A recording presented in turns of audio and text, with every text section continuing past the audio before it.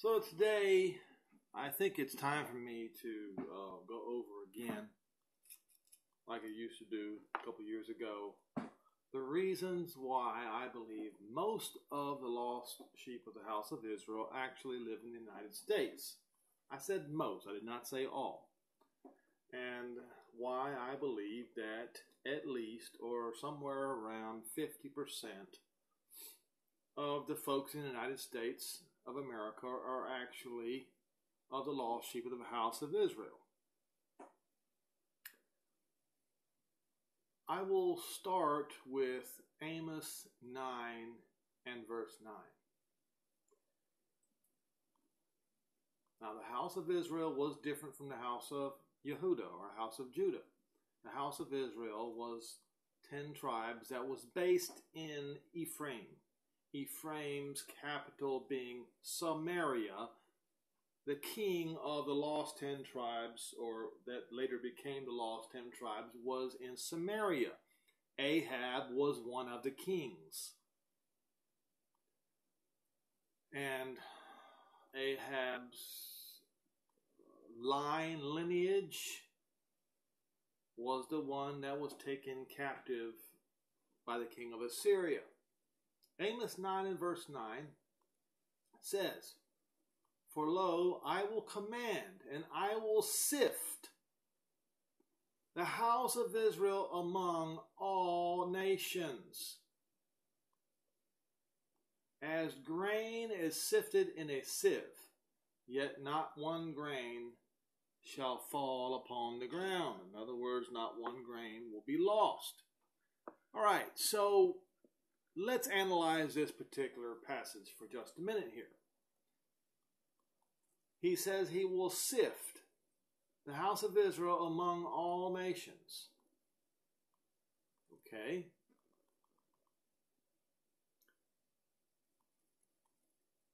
This also happened to the Jews later. How then were they sifted among all the nations? Well, and which nations was he talking about? Well, there were a few in the east, but mostly in the west, as Hosea 11 mentions about Ephraim coming home from the west. So mainly all the nations in the west, but not exclusively to them. And I will get to Hosea. Let me go ahead and go there before I forget. Hosea 11. That way we get context here.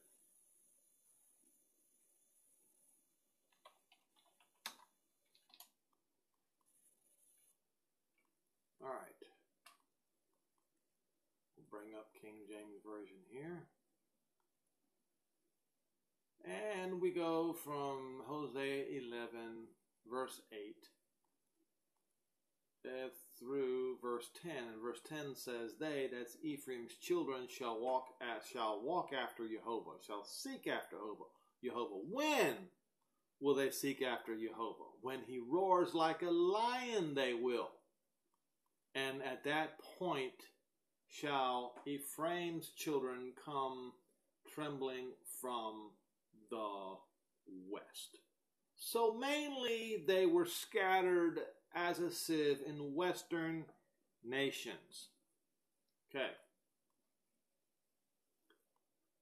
They were, let me see, get back to Amos 9. If you look in New American Standard, it says, "For behold, I am commanding, and I will shake the house of Israel among all nations, as a grain is shaken in a sieve, but not a kernel will fall to the ground." So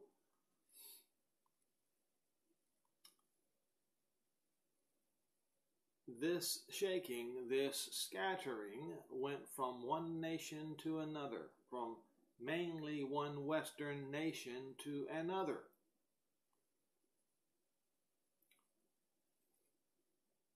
Now, check out what it says in Isaiah 45, verse 22. Now, Isaiah 45, he's talking about Israel. Israel, my elect. So we'll remember to save Isaiah 45 verse 22, but we will start with verse 4.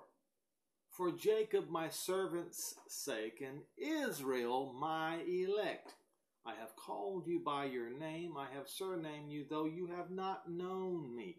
Now in Hosea 11 it mentions the house of Israel, that Ephraim has compassed him with lies. But Judah, not so. So once again, he is speaking of the lost sheep of the house of Israel.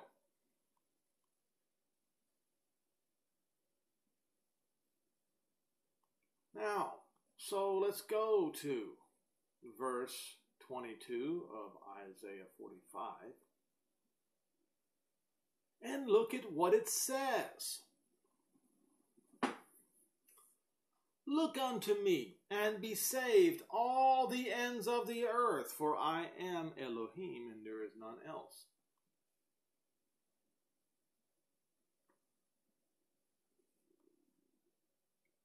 I have sworn by myself, the word has gone out of my mouth in righteousness, and shall not return empty, that unto me every knee shall bow, and every tongue shall swear. Unto who? Jehovah. Now I know you got a lot of people going around and saying unto Jesus. That is incorrect. That is falsehood. Unto Jehovah Elohim is what this scripture says. Please, folks, do not take the scripture out of context.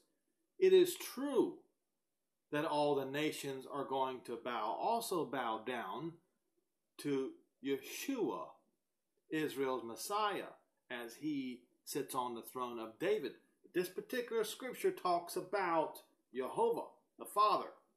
Now,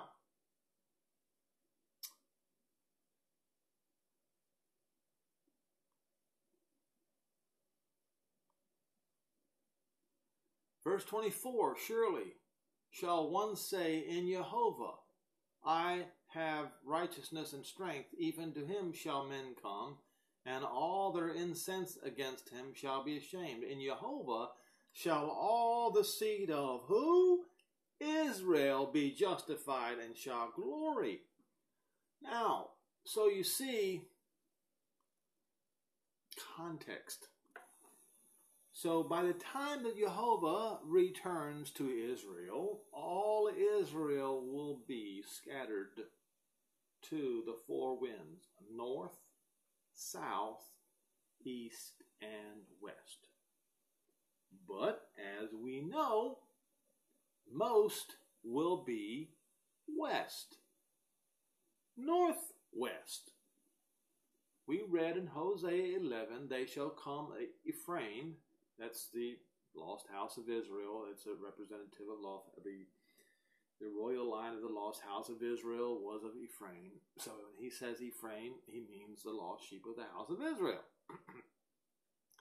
Come trembling from the west. But then there is another scripture. Jeremiah 3.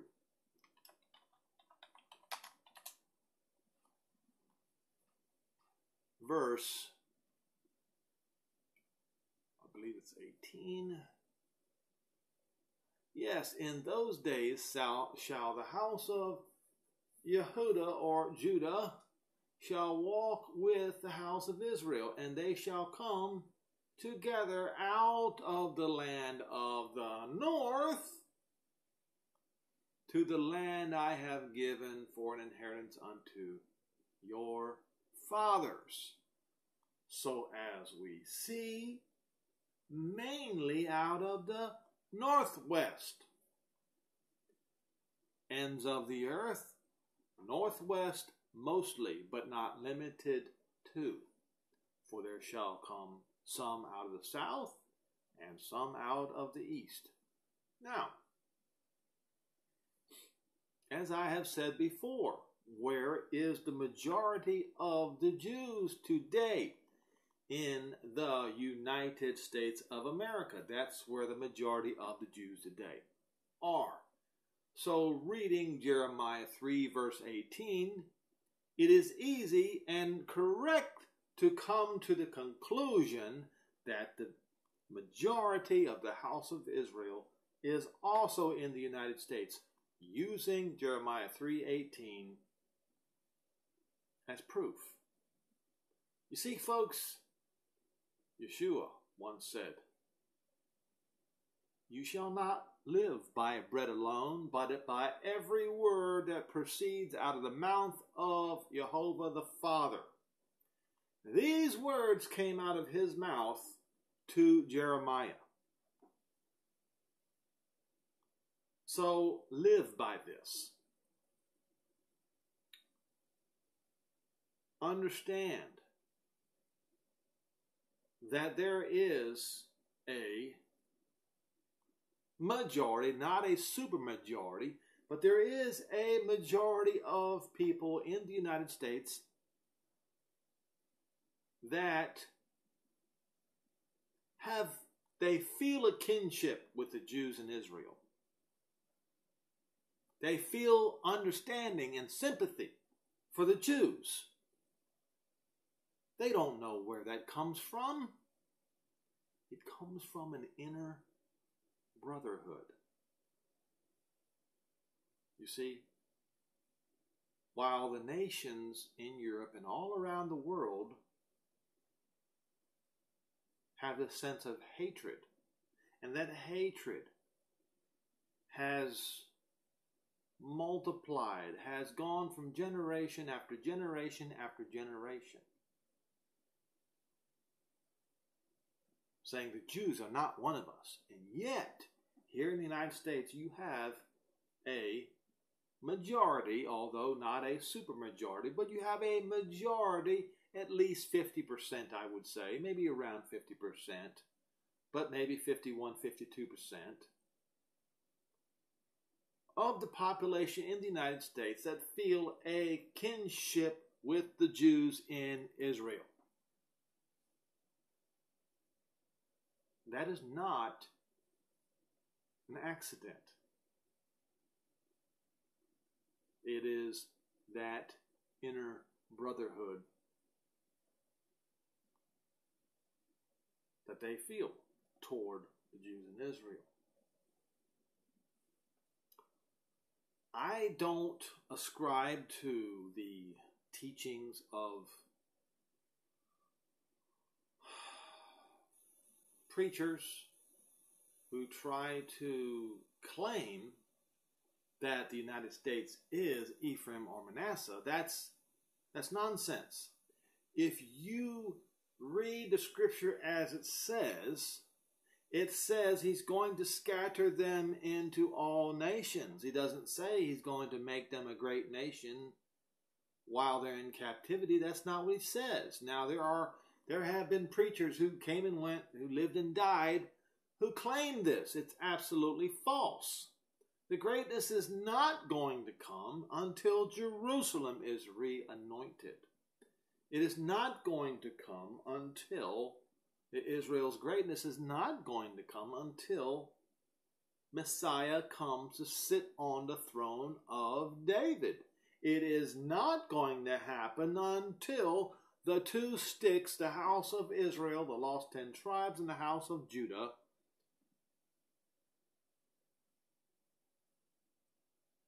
with Benjamin, the tribe of Benjamin, and some of the tribe of Levi, will unite together as one, under one scepter, as one stick, as it is written in Ezekiel.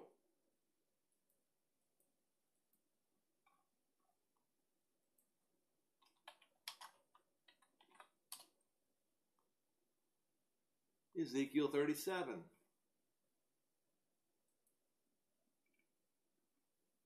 And Ezekiel 37 is the valley of dry bones.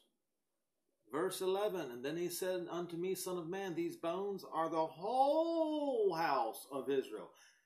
So he's, in this particular passage, he's not talking about just the 10 tribes, the house of Israel. When he says the whole house of Israel, he means Israel and Judah. Behold, they say, our bones are dried and our hope is lost. We are cut off from our parts. You can't sit here and say that Israel has a nation in the United States. When we read right here that Israel is saying, and rightly so, we are cut off from our parts.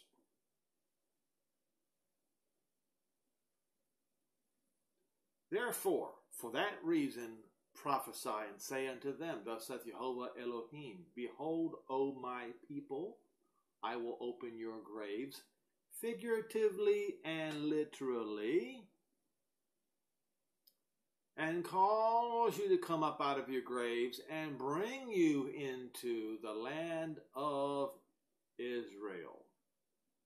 Now, a lot of preachers stop before where it says bring you to the land of Israel because it would not agree with their narrative, their false narrative. You see.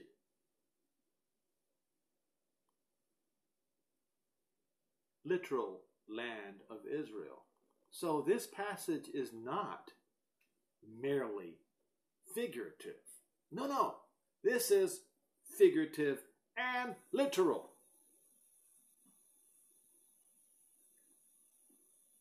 Now says Jehovah Elohim, O my people, I will open your graves and cause you to come up out of the graves and bring you into the land of Israel. And you shall know that I am Jehovah when I have opened your graves, O my people, and brought you out of your graves. Now the graves are literal graves, but also the living who live in the land of other nations, who live in other lands, are figuratively living in graves.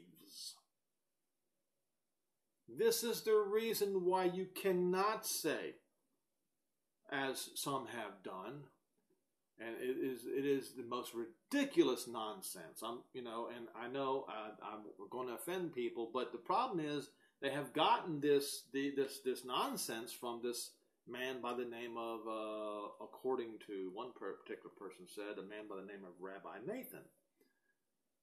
You can't sit here and say that France is Reuben.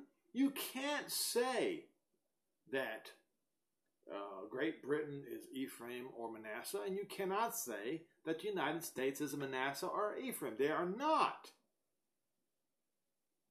Are there some Israelites living in France? Yes, but the majority of the French are Romans. The majority of the British are Romans. And much of the United States is inhabited by Gentiles. Much of it, but not most of it. Why? I just gave the reason a few minutes ago why I'm certain that the bulk of the lost sheep of the house of Israel are living with the bulk of the house of Judah, because it says they're going to come together out of the land of the north. And we read in Jeremiah 3 verse 18, and we read in Hosea 11 that they're going to become, Ephraim is going to be coming from the west. So we're talking about northwest. And we read about the ends of the earth, the far corners, north, south, east, and west. And we have the North American continent taking up 2 portions of the ends of the earth. Now, he says, I will put my spirit in you, and you shall live, and I will place you in your own land. So, it has to do with placing them back in the land of Israel. So, any land that is not the land of Israel is a land of Israel's graves or captivity. any other land, once again, that is not the land of Israel, is a land of Israel's graves or captivity.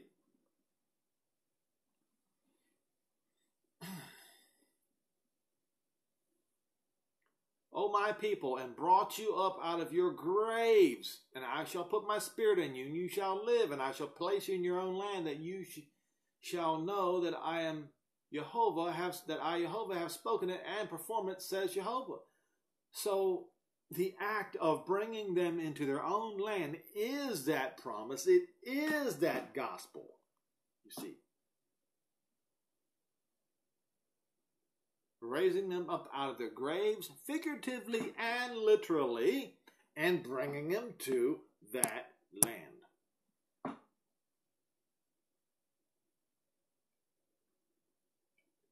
Verse 15, and the word of Jehovah came unto me, saying, Moreover, you son of man, take you one stick and write upon it for Yehuda and the house of Israel, for Yehuda and for the children of Israel, his companions, so that the remainder of the children of Israel that stayed with Judah. Then take another stick and write upon it for Joseph, the stick for Ephraim. Remember Hosea 11? We talked about Ephraim. For all the house of Israel, Ephraim's companions. And then join them one to another into one stick, and they shall become one in your hand. And when the children of your people shall speak to you, saying, Won't you show us what you mean by this? Say unto them, Thus saith Jehovah Elohim, Behold, I will take the stick of Joseph, which is in the hand of Ephraim, yes, coming home from the west, and the tribes of Israel, his fellows, and will put them even with the stick of Yehuda, and will make them one stick coming up out of the north, both together coming out of the northwest. And they shall be one in my hand, and the sticks whereon you write shall be in your hand before their eyes, and shall say unto them, Thus saith Jehovah Elohim, Behold, I will take the children of Israel from among the heathen, whither they be gone. So guess what? All of the children of Israel are still among the heathen. They are not a nation. United States is not Israel. Great Britain is not Israel. France is not Israel. The rulers over the people of Israel who live in these nations are the heathen. As it is written right here, I will take the children from among the heathen, whither they be gone, and will gather them on every side, or from every side. Yes. What does that mean? North, south, east, and west. And bring them into their own land. He says this over and over, but the preacher won't say it over and over and over again. But if you read Ezekiel 37, you must say it over and over again. He's going to bring them into their own land. And I will make them one nation in the land upon the mountains of Israel. And one king shall be king to them all, and they shall no more be two nations, Israel and Judah. Neither shall they be divided into two kingdoms any more at all. Neither shall they defile themselves any more with their idols, nor their detestable things which they have transgressed. But I will save them out of their dwelling places wherein they have sinned. He's going to save them from the United States. He's going to save them from Great Britain. He's going to save them from France. He's going to save them from Russia. He's going to save them from Ukraine. He's going to save them from Germany, and on, and Mexico and Canada. He's going to save them from all those nations. And will cleanse them. So shall they be my people, and I will be their Elohim. And the line of David, the son of David, my servant shall be king over them, and they all shall have one shepherd. They shall walk in my judgment and observe my statutes and do them. And that is the truth, folks. Read the statutes and judgments. They shall dwell in the land that I have given unto Jacob my servant, wherein your fathers have dwelt. How many times does it say this in Ezekiel 37, and yet the preachers reject this? Over and over and over and over and the disciples said, "Where, Lord, where?"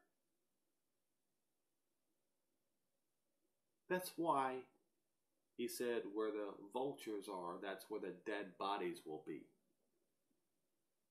Ezekiel 39 says the dead bodies and the vultures will be in the mountains of Israel.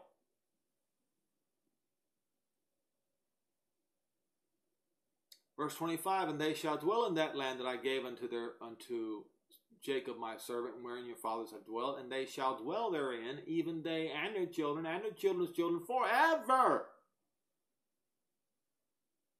You'd think that somehow the preachers would have figured this out by now, as many times as our Creator, our Father in heaven, has said this.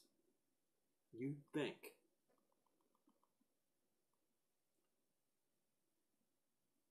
And my servant David shall be their prince forever. He says this again. The son of David is what it should be rendered. But we must understand this was translated from Hebrew to English. Moreover, I will make a covenant of peace with them. Yes. You see all these evangelicals out there running around talking about this covenant of false peace that's going to be made with Israel. Claiming the Antichrist is going to make this covenant of false peace with Israel. Yet, where have they erred, these evangelicals? How have they erred to say that Jehovah's covenant of peace is going to be false? Who do they serve? Really? Who do they really serve?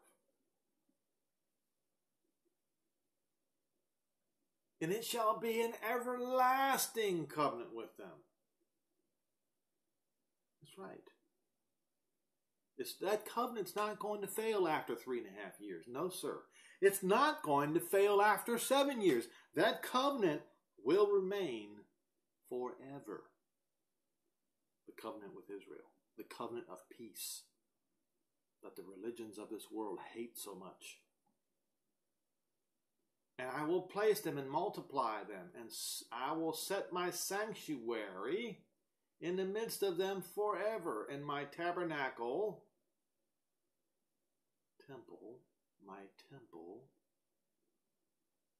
Yeshua and Jehovah, they are the temple, shall be with them forever. Yes, I will be their Elohim, and they shall be my people, and the heathen shall know that I, Jehovah, do sanctify Israel, when my sanctuary shall be in the midst of them forevermore. Show me any preacher who teaches this. If he does, he teaches the truth. If he does not, he preaches lies. There is no in-between. And I have gone through most of Ezekiel 37 with you today. It is not I who speaks the truth. It is the words of Jehovah who speaks the truth. I am merely repeating it, not twisting it as many of your preachers do. So, hopefully, this reminder of who Israel are, where they are, and where they will go, what will happen to them when they are accepted into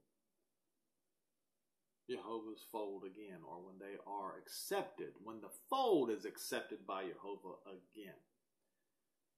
This is not rocket science here, folks. This is not seminary education here. No, this is 5th grade education.